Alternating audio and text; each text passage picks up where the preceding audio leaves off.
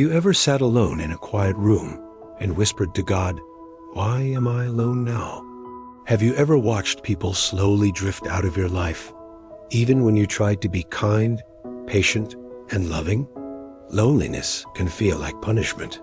It can feel like rejection. And many times, we believe God is taking people away from us. But sometimes, God is not taking anything away.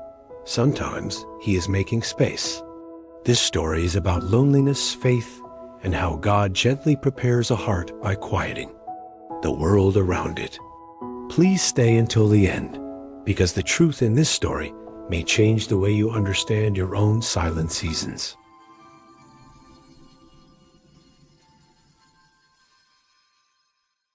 In a quiet countryside village, where narrow dirt roads curved between small houses and wide open fields moved like soft waves in the wind, there lived an old woman named Martha.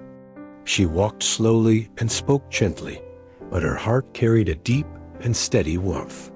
Her home was small, with warm wooden walls and a simple roof, yet everyone who entered felt peace there. Martha believed that God lived wherever kindness lived, and she tried to make her home a place where kindness never ran out. There was a time when Martha's life had been full of sound and movement. Her husband was strong and cheerful, a man who laughed easily and worked hard. Their son, Daniel, was curious and energetic, always asking questions about the world and about God. Together, they worked the land, shared meals at a small table, prayed before sleep, and dreamed simple dreams. Martha often thanked God for giving her enough, not wealth, not luxury, just enough love to feel complete.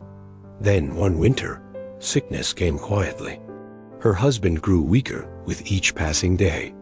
Martha stayed beside him through long nights, holding his hand, feeding him slowly, and whispering prayers she had learned as a child. Sometimes she begged God to heal him. Other times she simply asked God to stay close. When her husband passed away one early morning, the house felt suddenly too large and too silent.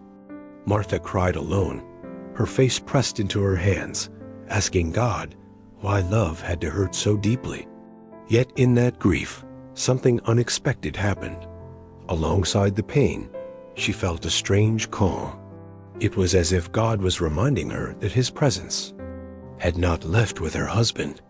The silence hurt, but it was not empty. After her husband's death, Martha's body grew slower. Her hands shook when she worked. Her back bent under years of labor. Still, she continued her days with prayer. She believed that God does not give strength for the whole future, only for the day in front of us. When Daniel grew older, he left the village for work in the city. He promised to return often. At first, he did. He came home with loud stories, gifts, and laughter that filled the house again. But as time passed, his visits became shorter, then rarer. Eventually, months passed without him coming at all. Martha learned to eat her evening meals alone. She learned the sound of the wind outside her window. Some nights, loneliness pressed heavily on her chest, and she asked God quietly, "Is this what remains for me?" But each morning, she still rose before the sun, washed her face, lit a small lamp, folded her hands, and thanked God for life. She never asked God to take the loneliness away. She only asked to be useful. Martha cooked simple food, cleaned her small home, and worked in her garden, where she felt closest to God as her hands touched the soil. Children passing by often stopped at her gate. She welcomed them with bread, fruit, and stories. She listened patiently to their small worries, believing that God listens the same way to every heart, no matter how small. Some villagers wondered why she gave so much when she lived alone. Martha would smile and say, "Loneliness is not empty when God is present."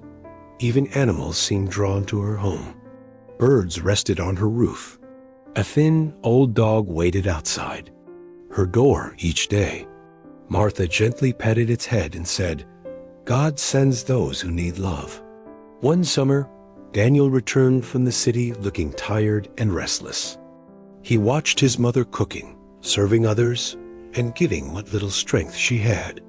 Confused and uneasy, he said, "Mother, why do you work so hard? People will forget you. You should rest." Martha looked at him with soft eyes. "My son," she said, "God has not forgotten me. And as long as I can give love, I am not alone." Daniel did not understand. To him, loneliness meant failure. He believed a full life was measured by noise and company, not quiet service. That same evening, a poor traveler came asking for food. Martha welcomed him without hesitation. Before leaving, the man blessed her and said, "May God return your kindness when your strength is gone." Daniel heard the words, but their meaning had not yet reached his heart. As months passed, Martha's health weakened. Her steps grew shorter, her nights grew longer. Some evenings, loneliness returned with force, and tears fell freely. But instead of growing bitter, Martha prayed more deeply, trusting that God was shaping her heart in ways she could not yet see. One winter, she became very ill. She could no longer stand or cook. When the villagers heard, something unexpected happened. People came from every direction. Women brought soup and medicine. Children sat beside her bed, fanning her gently. Men stood outside her house, praying quietly. In that moment, Martha realized that none of her kindness had been lost. God had kept it all. Daniel rushed back when he heard the news. When he entered the house and saw so many people caring for his mother, his heart broke open. Sitting beside her bed, he cried and said, "Mother, you are never alone." Martha smiled weakly and whispered, "God never takes love away. He only moves it." After she recovered, Daniel begged her to come live with him in the city. Afraid of losing her, Martha prayed and felt peace. She believed God was opening another door. City life was loud and crowded. At times, Martha felt lonely inside the apartment. But one day, Daniel took her to a home for orphaned children. When he said she could help there, Martha felt tears fill her eyes. She knew God had answered her loneliness once again. She cooked, told stories, prayed softly, and held children when they cried. They called her Grandma Martha. Her heart felt full in a new way. Years passed. Martha grew weaker, but her spirit remained strong. When she passed away peacefully, children, neighbors, workers, and strangers came to honor her. Daniel stood quietly, understanding at last that his mother's lonely seasons were never empty. They were guided. And this is the lesson. When God makes you lonely, He is not punishing you. He is preparing you. He removes noise so you can hear love clearly. He removes people so your heart can grow wider. If you feel lonely today, remember this. God may be shaping you into light for someone else. Love given through God never disappears. It only finds new places to live. کیا آپ نے کبھی کسی خاموش کمرے میں اکیلے بیٹھ کر خدا سے سرگوشی کی ہے؟ اب میں اکیلا ہوں۔ کیا آپ نے کبھی دیکھا ہے کہ لوگ آہستہ آہستہ آپ کی زندگی سے دور ہوتے جا رہے ہیں، حالانکہ آپ نے ہمیشہ نرمی، صبر اور محبت سے پیش آنے کی کوشش کی؟ تنہائی اکثر سزا جیسی محسوس ہوتی ہے، یہ رد کیے جانے کا احساس دلا سکتی ہے۔ کئی بار ہمیں لگتا ہے کہ خدا ہم سے لوگوں کو دور کر رہا ہے، لیکن بعض اوقات اللہ کچھ چھین نہیں رہا ہوتا، بعض اوقات وہ صرف جگہ بنا رہا ہوتا ہے۔ یہ کہانی تنہائی، ایمان اور اس بارے میں ہے کہ خدا کی طرف سے دنیا کو خاموش کر کے دل کو نرمی سے تیار کرتا ہے۔ براہ کرم آخر تک ضرور رہیں، کیونکہ اس کہانی کی سچائی آپ کے اپنے خاموش ادوار کو سمجھنے کا انداز بدل سکتی ہے۔ ایک پرسکون دیہی گاؤں میں، جہاں تنگ کچی سڑکیں چھوٹے گھروں کے درمیان بل کھاتی تھیں اور کھلے کھیت ہوا میں نرم لہروں کی طرح جھومتے تھے، ایک بوڑھی عورت رہتی تھی جس کا نام مارتا تھا۔ وہ آہستہ چلتی اور نرمی سے بات کرتی تھی، اگر اس کے دل میں گہری اور مضبوط گرم جوشی تھی۔ اس کا گھر چھوٹا تھا، لکڑی کی گرم دیواروں اور سادہ چھت کے ساتھ، مگر جو بھی اندر داخل ہوتا وہاں سکون محسوس کرتا۔ مارتھا کا یقین تھا کہ اللہ وہاں رہتا ہے جہاں مہربانی رہتی ہے، اور وہ اپنے گھر کو ایسی جگہ بنانا چاہتی تھی جہاں مہربانی کبھی ختم نہ ہو۔ ایک وقت تھا جب مارتھا کی زندگی آوازوں اور سرگرمیوں سے بھرپور تھی۔ اس کا شوہر مضبوط اور خوش مزاج تھا، جو آسانی سے ہنس پڑتا اور محنت سے کام کرتا۔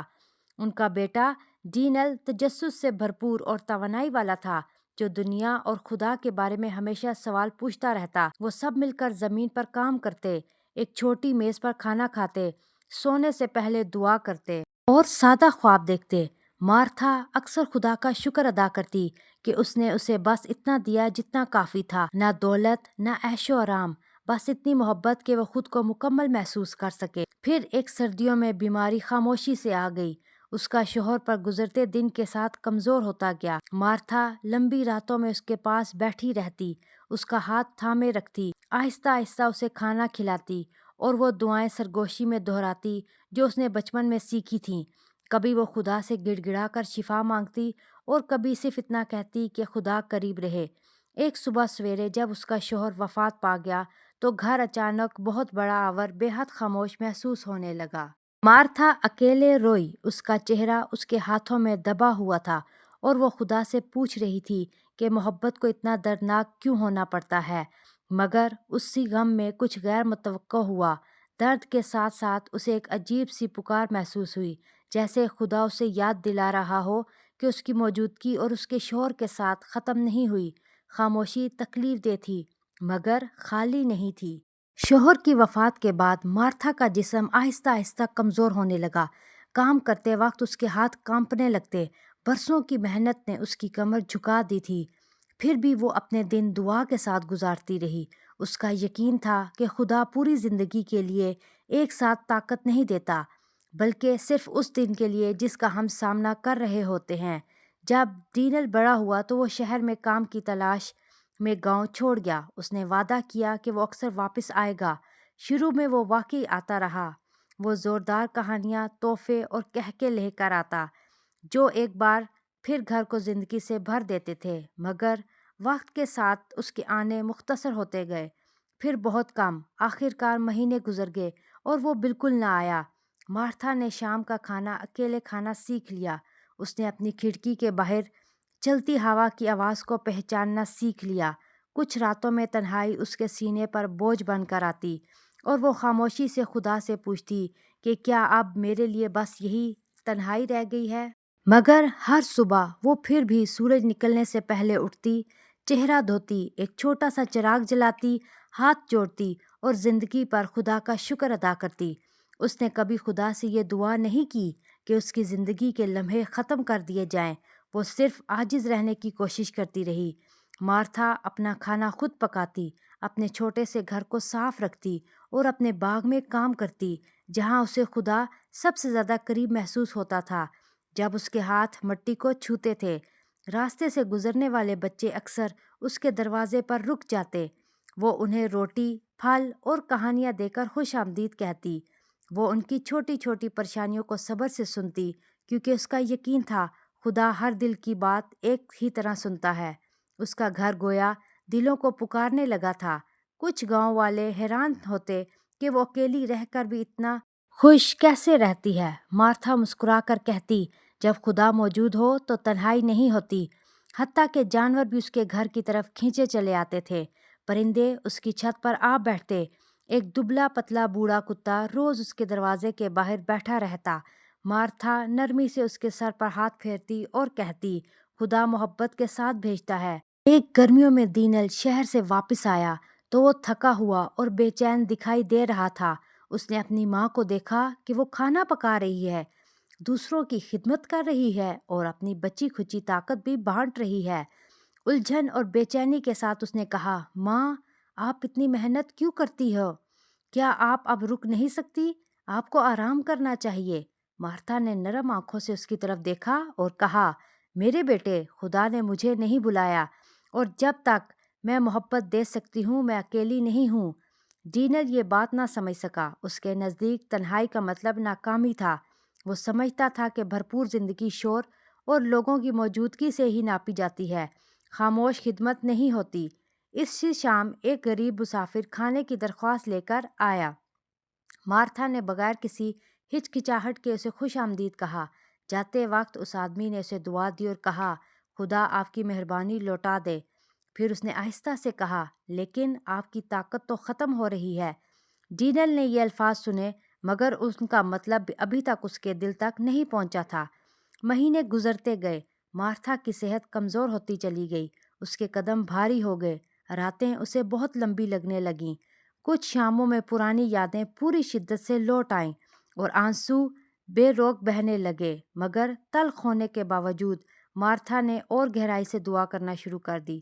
وہ خدا پر بھروسہ کرتی رہی اور اس کا دل اس طرح ڈھلتا گیا جیسے الفاظ میں بیان نہیں کیا جا سکتا۔ ایک سردیوں میں وہ شدید بیمار پڑ گئی۔ اب وہ کھڑی ہو کر کھانا پکانے کے قابل بھی نہ رہی۔ جب گاؤں والوں کو خبر ہوئی تو وہ ایک غیر متوقع بات ہوئی۔ لوگ ہر سمت سے آنے لگے، عورتیں سوپ اور دوائیاں لے آئیں، بچے اس کے بستر کے پاس بیٹھ کر اسے پنکھا جھلتے رہے، مرد اس کے گھر کے باہر خاموشی سے دعا کرتے رہے۔ اسی لمحے مارتھا کو احساس ہوا کہ اس کی کوئی بھی مہربانی ضائع نہیں ہوئی تھی، خدا نے سب کچھ سنبھال کر رکھا تھا۔ خبر سن کر ڈینل فوراً واپس آیا۔ جب وہ گھر میں داخل ہوا تو اتنے لوگوں کو اپنی ماں کی خدمت کرتے دیکھا تو اس کا دل ٹوٹ کر کھل گیا۔ وہ بستر کے پاس بیٹھ کر رو پڑا اور کہا، ماں آپ کبھی اکیلی نہیں تھی۔ مارتھا نے کمزور سی مسکراہٹ کے ساتھ سرگوشی کی، خدا کبھی محبت نہیں چھینتا، وہ بس اسے ایک جگہ سے دوسری جگہ منتقل کر دیتا ہے۔ صحت یاب ہونے کے بعد ڈینل نے اسے شہر میں اپنے ساتھ رہنے کی بہت درخواست کی۔ مارتھا نے دعا کی کہ اس کے دل میں سکون اتر آئے۔ اسے یقین ہو گیا کہ خدا ایک نیا دروازہ کھول رہا ہے۔ شہر کی زندگی شور اور ہجوم سے بھری ہوئی تھی۔ بعض اوقات مارتھا فلیٹ میں خود کو تنہا محسوس کرتی۔ پھر ایک دن ڈینل اسے ایک ایسے گھر لے گیا جہاں ضرورت مند بچے رہتے تھے اور کہا کہ وہ وہاں ان کی مدد کر سکتی ہے۔ مارتھا کی آنکھوں میں آنسو بھر آئے۔ اسے معلوم ہو گیا کہ خدا نے ایک بار پھر اس کی تنہائی کا جواب دے دیا ہے۔ وہ بچوں کو امید دیتی، کہانیاں سناتی، آہستہ آہستہ دعائیں پڑھتی اور جب وہ روتے تو انہیں گود میں لے لیتی۔ بچے اسے دادی مارتھا کہنے لگے۔ اس کا دل ایک نئے انداز میں بھر گیا۔ سال گزرتے گئے، مارتھا کا جسم کمزور ہوتا گیا، مگر اس کی روح مضبوط رہی۔ وہ پرسکون طریقے سے دنیا سے رخصت ہو گئی۔ بچے، پڑوسی، کارکن اور اجنبی سب اسے خراج عقیدت پیش کرنے آئے۔ ڈینل خاموشی سے کھڑا یہ سمجھ چکا تھا کہ اس کی ماں کی تنہائی کے ادوار کبھی خالی نہیں تھے، وہ خدا کی رہنمائی میں تھی۔